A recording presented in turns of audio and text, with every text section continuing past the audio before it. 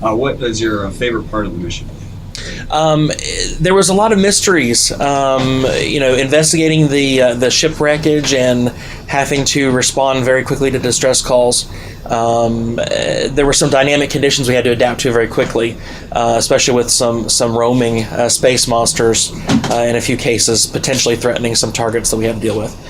So we had to jump around the sector and make sure we were prepared for quickly changing conditions. Is there any particular thing you'd like to see in the future for mission scripting now that you've seen sort of the more capabilities that we have?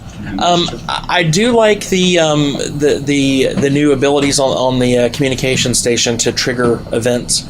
I think we had a couple of I would start to say dead spots, but maybe that's not a good term. There were some moments of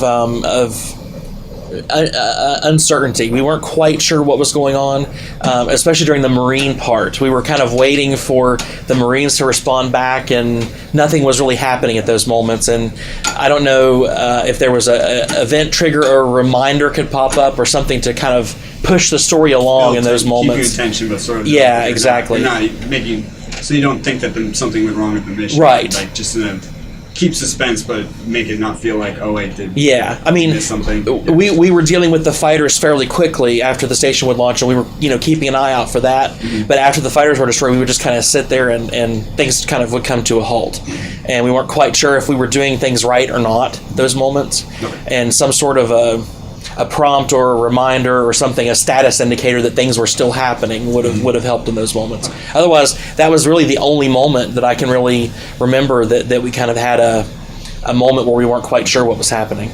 So otherwise, it moved very quickly.